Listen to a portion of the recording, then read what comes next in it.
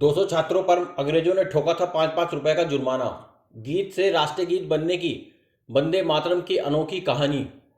वंदे मातरम वो गीत है जो स्वतंत्रता से आंदोलन की आवाज बन गया, जिसने गुलामी की नींद में सोए भारतीयों को जगाया। बंकिम चंद्र चट्टोपाध्याय की कलम से निकला वंदे मातरम जब गूंजता तो सुनने वालों के दिलों में ऐसी क्रांति की लपटें उठती कि अंग्रेजी हुकूमत की नींव हिल जाती। खेत खलिहानों से लेकर जेल की अंधेरी कोठरियों तक यह गीत आज़ादी के मतवालों के लिए प्रेरणा का स्रोत बन गया।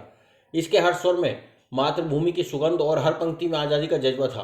अपनी माटी के प्रति समर्पण, त्याग और गर्व का प्रतीक राष्ट्रीय गीत वंदे मातरम सिर्फ लिखा या गाया नहीं गया बल्कि जिया गया। राष्ट्रीय गीत वंदे मातरम के 150 साल पूरे हो गए। प्रधानमंत्री नरेंद्र मोदी ने इस अवसर पर राष्ट्रीय गीत के 150 वर्षों की स्मृति में विशेष डाक टिकट और स्मारक सिक्का जारी किया। इस दौरान प्रधानमंत्री मोदी ने कहा कि वंदे मातरम एक मंत्र है, एक स्वप्न है, एक संकल्प है और एक ऊर्जा है। यह गीत माँ भारती की आराधना है। वंदे मातरम भारत की आज़ादी का उद्घोष था और यह हर दौर में प्रासंगिक है और रहेगा। भारत में ब्रिटिश हुकूमत थी। बंकिम चंद्र चट्टोपाध्याय सरकारी नौकरी में थे। उन्हीं दिनों अंग्रेजों ने एक आदेश दिया जिसमें कहा गया कि अब से सभी भारतीयों को गॉड सेव द क्वीन गीत गाना अनिवार्य है। भारत की धरती पर विदेशी शासक के प्रशंसा में गीत गाने का यह फरमान बंकिम चंद्र चट्टोपाध्याय समेत लाखों भारतीयों को किसी भी हाल में मंजूर नहीं था।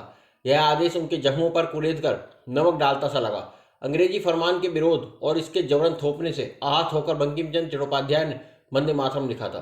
बंकिम चंद्र चट्टोपाध्याय का लिखा गीत वंदे मातरम 7 नवंबर 1875 को पहली बार साहित्यिक पत्रिका बंग दर्शन में छपा। 7 साल बाद बंकिम चंद्र चट्टोपाध्याय इसे अपने उपन्यास आनंद मठ में शामिल किया, जो कि 1882 में प्रकाशित हुआ था। 1896 में कांग्रेस के कलकत्ता में हुए अधिवेशन में रविंद्रनाथ टैगोर ने मंच से वंदे मातरम गाया। यह पहली बार था जब यह गीत सार्वजनिक रूप से राष्ट्रीय स्तर पर गाया गया था। उस वक्त सभा में मौजूद हजारों लोगों की आंखें नम हो गई थी। 19वीं सदी के आखिर और 20वीं सदी की शुरुआत होते होते वंदे मातरम भारतीय राष्ट्रवाद का नारा बन गया था। 1905 में बंगाल विभाजन के विरोध और स्वदेशी आंदोलन की शुरुआत के दौरान वंदे मातरम जनता की आवाज बन गया। उसी साल भारतीय राष्ट्रीय कांग्रेस ने अपने वाराणसी अधिवेशन में वंदे मातरम गीत सभी आयोजनों, सभा और सम्मेलनों में गाया। 20 मई 1906 को 22 साल में वंदे मातरम जुलूस निकाला गया, जिसमें 10,000 से ज़्यादा लोग सड़कों पर उतरे थे। इसमें हिंदू और मुस्लिम समेत सभी धर्म और जातियों के लोगों ने वंदे मातरम के झंडे हाथ में लेकर सड़कों पर मार्च किया था। रंगपुर के एक स्कूल में जब बच्चों ने यह गीत गाया तो अंग्रेजी सरकार ने 200 छात्रों पर 5-5 रुपए का जुर्माना सिर्फ इसलिए लगाया कि उन्होंने वंदे मातरम कहा था। इसके बाद ब्रिटिश हुक्मरानों ने कई स्कूलों में वंदे मातरम गाने पर पाबंदी लगा दी थी।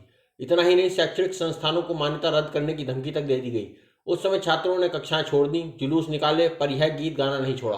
कई जगहों पर तो पुलिस ने छात्रों को पीटा और जेल में भी डाल दिया।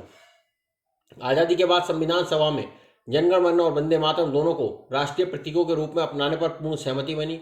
इस मुद्दे पर कोई बहस नहीं हुई। 24 जनवरी 1950 को डॉक्टर राजेंद्र प्रसाद ने संविधान सभा को संबोधित करते हुए कहा था कि आज़ादी की लड़ाई में अपनी महत्वपूर्ण भूमिका निभाने के कारण वंदे मातरम को राष्ट्रीय गान जनगण मन के समान दर्जा दिया जाना चाहिए और सम्मान भी बराबर ही होना चाहिए।